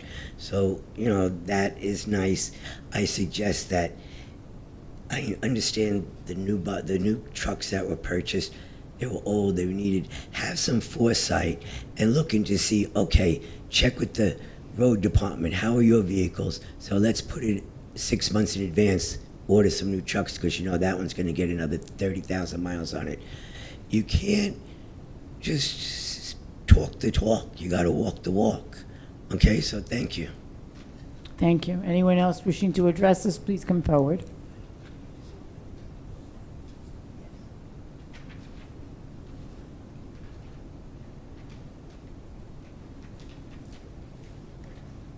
Michelle Arminio, 9 Nathaniel Street. I just want to go back to the agenda again. Mr. Weinberg said it, and I apologize, I didn't write it down fast enough, regarding Resolution 125 and the basins, the wet basin maintenance. Now, I know we have a fund, a trust fund for that. Is there an average that the developers contribute to that fund? Please. So I believe that there's a formula in our code based on the number of units and the size of the basin that create a criteria where they have to put the money up front into this trust fund, which is then used to manage the basins, some of which are our own and some of which we've taken over. So it's in our code. I don't have it at my fingertips, but it's in our code. Okay. Yes. And may I ask Council President, Mr. Weinberg, to give me that number again that's in the trust fund at this point? Right, I'll have to look at our latest AFS. My latest recollection was about $1.4 million. Okay. All right. And one of the other members of the public mentioned about flooding, and especially if we're getting flooding on 33. We're putting a lot of huge buildings that previously all of that land. Now, I get it, that is commercial, and that's where we should be putting these things, but all these buildings are really transferring all that water into our streets, and we have to really be cognizant, of how, we want the business, we want the tax ratables, but we also don't want the damage that huge, I think they're like hundreds of thousands of square foot of buildings are displacing our water onto the streets, onto the neighbors. I know people on Butcher Drive and people who have been near large residential building. It's just really been impacting them. And I hope that going forward, our planning board and our zoning board has a mission of really protecting the residents that are already here, the quality of the community, because I've seen over the years, and look, every applicant has a right to be heard, has a right to do what they want with their land within our ordinances. But I also have seen a pattern where applicants come in, they don't really live here, they may own the land, but they come in and ask for many, many variances, many waivers. We don't have to give them approvals or use variances on the large scale that they ask for. I would ask that the protection first be for the community and for the residents, and not necessarily for people asking for enormous variances. Sometimes we have an ordinance that says you need 50 feet for something as a setback, and the people want a waiver to put it only 5 feet of setback. There should be a mission and I asked the council and Mayor Delina to please make sure our planning board and our zoning board protects the residents and protects our environment and our resources, first and foremost. The next question I have is on the ordinance that you proposed for ordinance 007 for the signaling. It's approximately $2 million to a little over $2 million. Is that for soft costs, or is that for the whole development of that property and area? That's for the whole development of the property, but it doesn't include, as I mentioned earlier, the approximately $300,000 that was spent for land acquisition. Okay, so land acquisition, but is any of this for soft costs also? And is this going, who's getting the money? Right. So the county is the lead on the project, so they upfront all the money. The soft costs associated with it are us splitting the engineering and design of the project, which I mentioned was $270 for our half. Okay. They pay the full 100% of construction administration. That is the building of the project, which is also a soft cost. We split the bid that went out to actually build it, which is the $3.5 million cut in half to $175, and then we cover police. So our all-in is $2.243 million plus the $200,000 I mentioned earlier for allowance for police. All right. I thank you very much. Thank you. Anyone else wishing to address us, please come forward. Your name and address for our records again, please. Ghazala Bora, 1 Miko Drive. Thank you, Madam President. And I want to thank you, Mayor Delina, and all the other council members and the administration for giving me this opportunity to address not just you, but also the public that is present here and those watching online. I'm here today not just as a resident, and I apologize, I'm going to read because I did not want to lose track of my thoughts. I'm here not only as a resident, but also as the Vice President of the Monroe Township Board of Education. I would like to start by expressing my heartfelt gratitude for the 2 shared services agreement that the township has signed with the Board of Ed, allowing us to address much needed roof repairs and HVAC replacements at the Applegate School, and to purchase and operate the web programming server to broadcast meetings like this, the Board of Ed meeting, and many other local events and happenings. Even though we have been unsuccessful in passing the referendum to address the needs of the school district, with your help, we have been able to address at least one of the most pressing infrastructure needs in our school system, which is the Applegate School. So while we have said it in our public meetings, I would like to take this opportunity that I'm here in person to thank you all for your support. And I want to now share what's going on with the budget. Last year, when the board approved the budget for school year 2023-2024, the business administrator and the superintendent advised the board that it had been a challenge to balance the budget under the 2% tax levy cap, and they were afraid that they will not be able to do the same for 2024-2025 school year.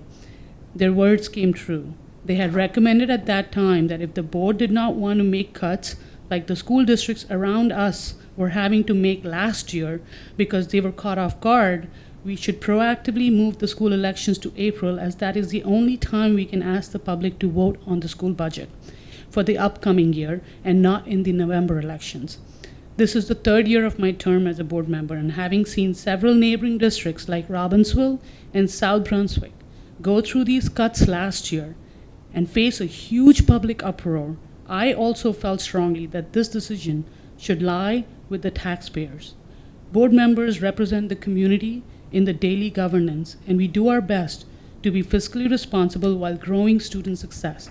But cuts like these are a huge decision, and the stakeholders should have a say in it.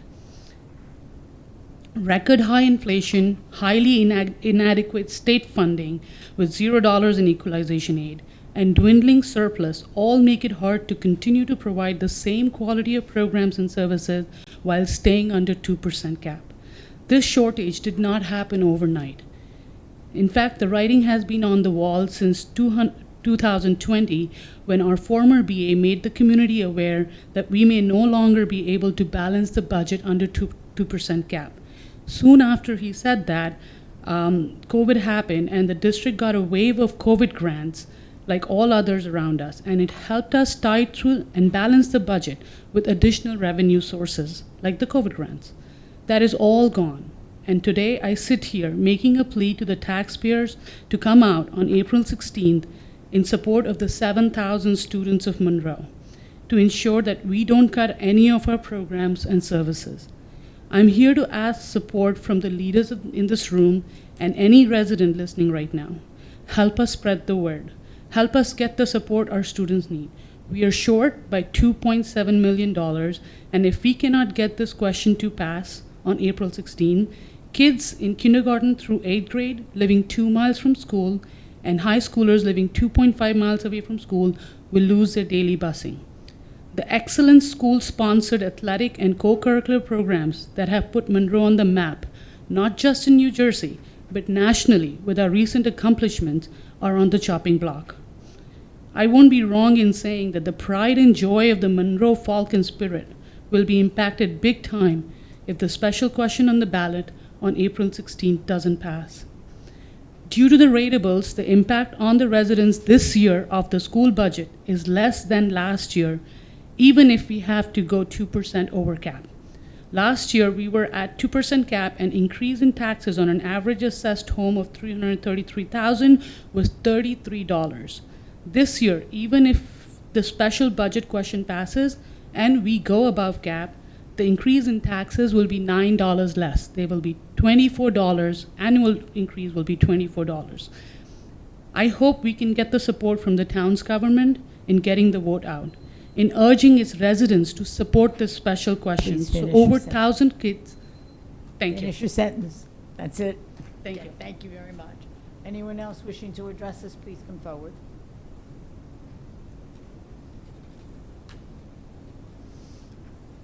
Your name and address for our records, please, sir. I'm Raghu Chituri, 23 Green Ash Street. Good evening, council members and Madam President. Into the mic. Good evening, Madam President and council members. Thank you for giving me this opportunity to share my views and express the concerns that I have as a resident of the town. I want to thank you for your support for our school system. This township has been facing overcrowding due to a gradual influx of new neighborhoods in our town. While we welcome all the new incomers into town, we also have to look at what is the impact of those new neighborhoods into the school system. The obvious problem that we are facing is school overcrowding, which has been a case for a while. We need to look at, are our schools capable enough to take those new members into the system? We want to keep our school system competitive by keeping up to speed with other highest-ranking school districts in our neighborhood towns like South Brunswick and Robbinsville. This requires introduction of more competitive clubs, classes, courses, and hire new staff to be more competitive, which requires more budget as well. So due to an age-old fair funding formula, Monroe Township is receiving a less share compared to like other neighboring districts. And this number is changing often as well. Like it's not a constant dollar amount that's been across all the years. So when there is an imbalance of this kind of allocation, it challenges the school board as well in either cutting down some of the courses or cutting down the not required, state required programs. So there can be two possible ways to address this. One long term is to work with the senators, state senators, and work on the fair funding formula, get a push from all the members. We need help from the council members as well, and reevaluate the existing formula and try to see if we can get more fair funding for Monroe Township. And the second solution is to plead you guys, I want to request you guys to give us some kind of an avenue where we can fund more programs which can keep our school district more competitive. And in the challenging world, we have to be up to the speed. We don't want Monroe to be lagging behind those programs and the new technologies that we are facing in the current environment. As we all know, that there's a budget question that is coming up for the April 16th election. can we go above the 2% cap or not? I mean, what happens if majority of the people vote down to not to increase it? We're going to lose courtesy buses, which will impact about 1,100 students. That is what I was told in the last Board of Education meeting. And not only that, they're planning to hire more teachers, some on the technology department and some for the special needs students. So we need to help them up to make sure we continue those programs, hire the new teachers, and keep our schools competitive. I kind of request council to come up with a workaround to provide additional funding for our schools, and we need our schools to be better for the future. Thank you. Thank you. Anyone else wishing to address us, please come forward now.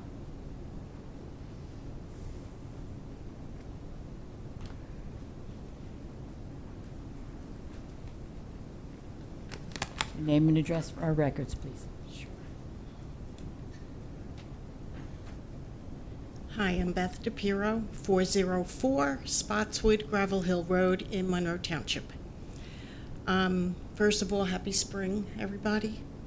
And I just want to ask if at any point since the last 2 meetings, have you spoken about a plan for the illegal immigrants that are here? Anything? You haven't spoken about it at all? Mr. Mayor? Madam Council President, the County of Middlesex has been having ongoing meetings with divisions of emergency management within each of the towns of the county as a just in case. Thank you. Thank you. That was all I have. Thank you very much. Anyone else wishing to address us, please come forward now.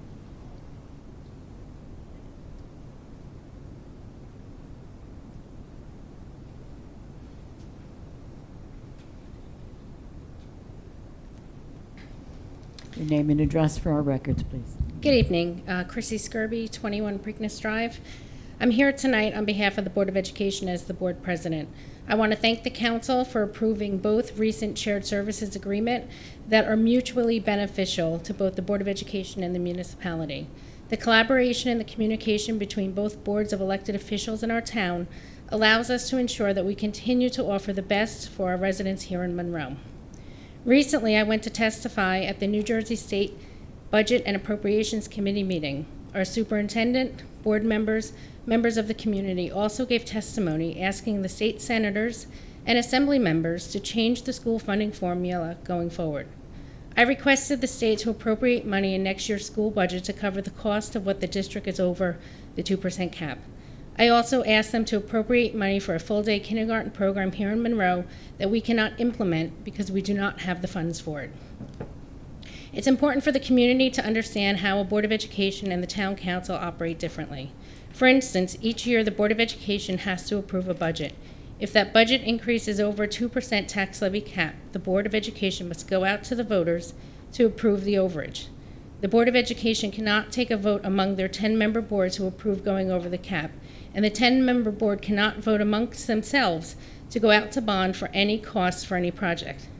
However, the town council is made up of 5 elected officials who can go out to vote for a bond for any item you wish, and you do not need to get voter approval regardless of the costs.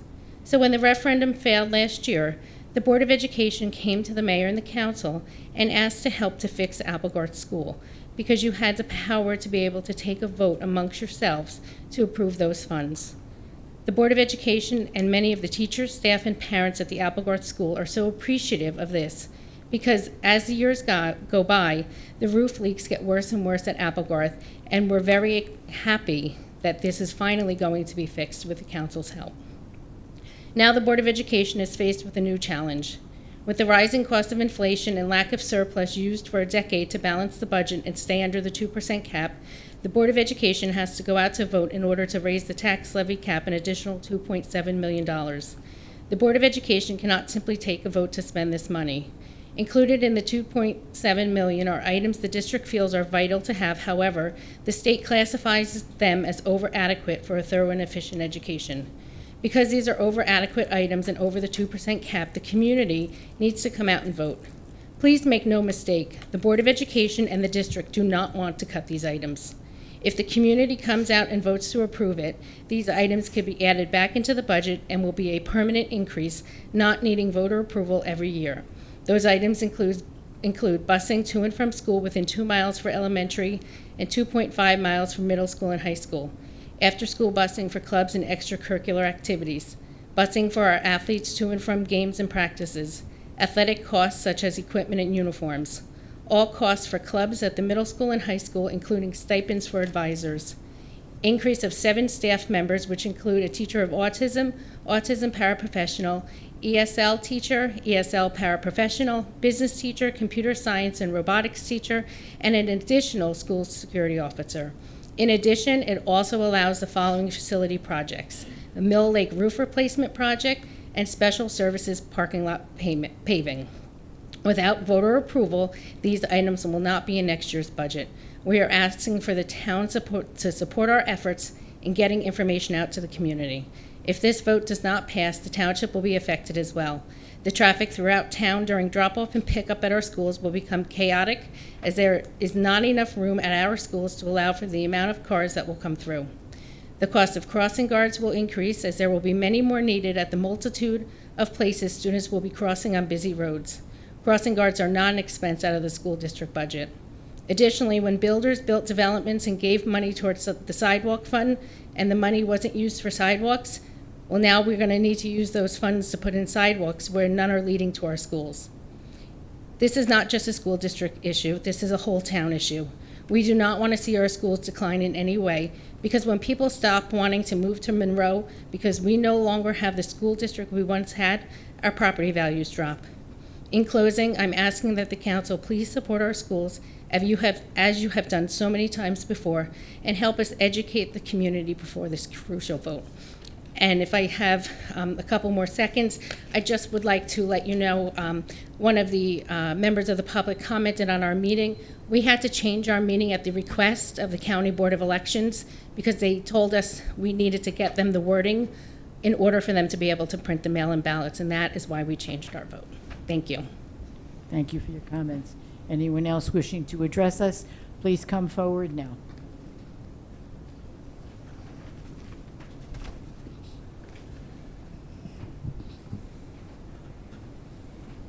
Your name and address for our records, please. Sure, Brian Fabiano, Monroe. So I wasn't going to speak, but I want to talk a little bit about, since a number of people talked about the school budget vote that's coming on April 16th. And I'll preface it with this. I have two children in the school system, so if busing and the budget fails, my kids will be directly impacted. So I'm a parent that will feel the impacts just as my kids will. But I think it's important to understand the context of how we got here and not always be in a situation where, woe is me, we need more money, inflation is going up, the schools are suffering. Yes, it is a systemic problem throughout the state with school districts not getting enough funding. But this Board of Education knew since last fall that they would need to go above cap, that they were going to have to go out to a special vote. They talked about it. They talked about the fact that there wouldn't be enough money in the budget. Even knowing that, they decided that it was important to give a contract extension to a superintendent who had 18 months left on her contract. This contract extension, it cost us taxpayers more money because she got a raise, she got an extension for a number of years. Fast forward a couple of months later, this past March, the board felt it was necessary to extend contracts of administrators, extend contracts of non-affiliates. These are employees that are not tenured in the district, so they could be cut if the budget isn't there to support it. And they did all that before a budget vote. So to come up here and say that, we need more money, yes, the school district needs more money. But you can't say that you are doing everything you want, that you can for the kids when you are leading these poor decisions. And you are making a laughingstock out of us as taxpayers. Furthermore, you can't come up here and say, you know, that the council needs to override the taxpayers. Well, at some point, there's no point to vote anymore. If you put a referendum out, you put a budget vote out, and the taxpayers say no, and the council just overrides it, well, then why do we even vote anymore? I mean, we're getting away from what democracy is and why we have these votes and why the community plays a role. But again, because I'll be quoted on Facebook tonight, I'm sure. So I want to get it right here. Is I am a parent of children that will be affected if this budget goes down. But there's also right from wrong, and there's a way to manage a budget and to manage it properly. And if if you've been paying attention to the meetings, you can see what's happening. And if you're not, I encourage people to go out and do their research, because how can you make an informed decision on a budget vote if you don't know what you're voting on or you don't know the context behind it? Our Board of Education is mismanaged. It's been mismanaged for a while under the leadership and the board majority that's there now. Make no mistake about it. The surplus has been drained over the last 3 years. You can see it in the recent budget presentation that was made. So again, we need money. Many school districts need money. But to come up here and phrase it in a way where, number one, we're shaming residents because they may not vote on a budget. Every person's situation is different. And the fact is, it's not just a $24 a year raise. That's a permanent tax increase. We had to go to the cap plus 0.41%. So it's 2.41% is the over the budget. That's a cap. And then we went above that by another 2.41%. So the total tax bearing on the us citizens or taxpayers here is about 4.8%. So again, the information needs to be presented clearly and not in a way where, number one, we're shaming, but number two, it's this fool game. The numbers are there, and again, I do hope people come out and vote, and I do hope people support it. But we're not going to fix the problems that we have by continually putting Band-Aids on it and coming to this meeting asking for, a rescue plan. Whether it's here or across the street, I've said it before, it all comes out of the same pocket, and that's us as taxpayers. Thank you. Anyone else wishing to address the council, please come forward now. Your name and address for our record, sir. Good evening. My name is Matt Gorm, 39 Helmetta Road, Monroe Township. Mayor, Councilman, thank you for giving me this opportunity to speak this evening. I had the pleasure of being a teacher for Monroe Township for 37 years. I recently retired. I was the gentleman that was put on the board in October, and I've served on the Board of Education since that time. As you know, has been repeated many times tonight, we're going out for a very important vote. The figures that were reported, the $24 a year, the average assessment that will affect the homeowners, those figures are accurate, okay? So when we talk, 4.2, 8.1, 7.8, the number is $24 a year, $2 a month. I had the pleasure of speaking the other night at one of the retirement over in Clearbrook, and for those residents, it will be approximately $10 a month on their average assessment. Rossmore will be about the same, as will Concordia. So in some situations, we're talking about $1 a month. $1 a month to ensure that our students have a quality education, that get to school safely every morning. The arguing and the rhetoric and the name calling and the conspiracy theories are ridiculous. I sat here tonight and I had to hear someone say that, we moved the school board meeting, in secret in the middle of the night. We just decided to do that. No, we had to do that because the budget had to be into the county so the mail-out ballots could go out. There was no conspiracy. We didn't do anything wrong. I had plans for that evening too, okay? I changed my plans and I went to the meeting. As Mr. Van Der Zer said before, about the volunteers of Monroe, and I appreciate you saying that, with the sports programs and everything else. Councilman DePiero, thank you too for the lacrosse. I was a volunteer in this town for many, many years, whether it was football, basketball, or baseball. Mayor DeLina is actually my son Luke's favorite baseball coach. So I know he put a lot of time in on those ball fields. So our children are very, very important. The board members that you see here tonight, we're volunteers.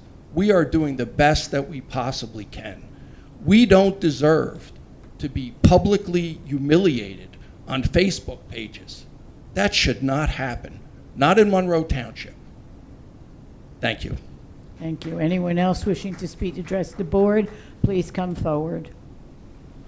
Seeing and hearing none, I'm going to call for a motion to close the public comment section, please. Motion. May I have a second on that motion? Second. Thank you. All in favor? Aye. Any opposed? May I have a motion to adjourn our meeting? So moved. Second on that, please. May I have a vote on that, please?